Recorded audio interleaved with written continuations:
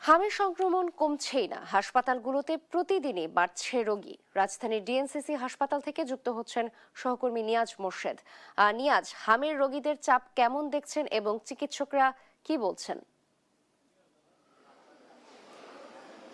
নাবিলা, আপনি যেটি বলছিলেন হামের রোগীদের যে চাপ, সেটি আসলে আমরা এখানে এসে যে ডিএনসিসির যে আসলে ডেডিকেটেড হাসপাতালটি রয়েছে সেটি কিন্তু আমরা এখানে কিন্তু সেই চাপটা কিন্তু এখন আমরা লক্ষ্য করতে পারছি। এবং আমরা এখানে এসে যেটি আসলে দেখতে পেলাম, রোগীদের সাথে কথা বললাম, রোগীদের সাথে কথা বলার পরে তারা যেটি জানালো, তারা ঢাকার আশেপাশের এবং ঢাকার বিভিন্ন বাইরে বিভিন্ন জেলা থেকেও যেসব রোগীরা আসছেন তাদের আসলে সেই সব জেলাতে আসলে তাদের চিকিৎসার ব্যবস্থা করা হচ্ছে না। এবং সব থেকে বড় বিষয় হলো তারা কয়েকটা হাসপাতাল ঘুরে তারপর তারা এখানে আসছেন, এমনটি আসলে তারা অভিযোগ করছেন। এবং সেই সাথে এমনকি ঢাকা মেডিকেল কলেজ যেখানে রয়েছে তারাও ঠিক এই হাসপাতালটিতে আসলে পাঠিয়ে দেওয়া হচ্ছে। এবং তারা এক ধরনের আসলে আমরা কয়েকটা রোগীর সাথে কথা বলেছি, সবার আসলে একই মন্তব্য।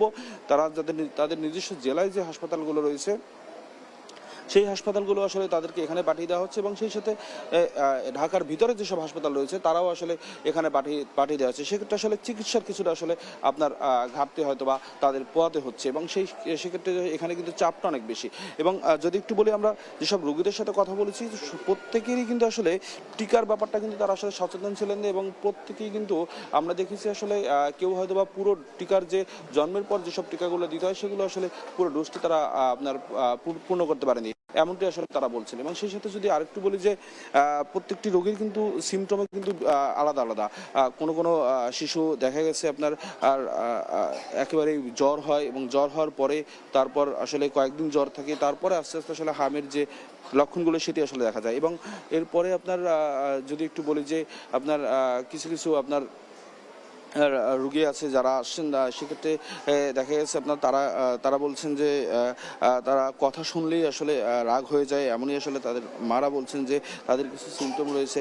এবং সেই সাথে যদি আরেকটু বলি যে শুধুমাত্র শিশু না, একটু 16-17 বছর বা 18 বছর এরকমও আসলে আপনার রোগীদের আমরা কিন্তু এখানে পাচ্ছি। এবং আমরা একটু আগে প্রায় 16 বছর বয়সের একটা রোগী ছিল যে আপনার পাবনা থেকে আসছেন। এবং তিনি ঢাকা শহরেই প্রায় 5-6টা হাসপাতাল ঘুরে তারপর তিনি এখানে আসছেন। এবং তিনি আমাদেরকে যেটি বললেন যে তার যে রোগীর যে সিমটম ছিল সেটি হলো সে প্রচুর বমি করতো এবং বমির সাথে প্রচুর রক্ত পড়তো। এমনভাবে আসলে নানা ধরনের সিমটমে কিন্তু আসলে প্রথম থেকে এটা শুরু হয়। এবং এরপরেই কিন্তু আপনার তারা এই হাসপাতালে আসলে ভর্তি এবং তারা বুঝতে পারে যে আসলে হাম।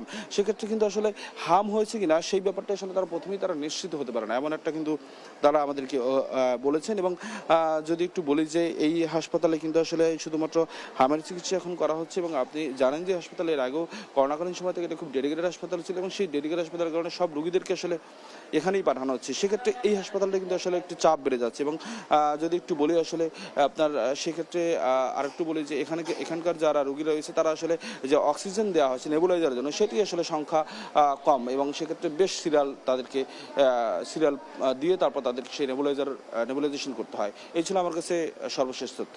নাবিলা।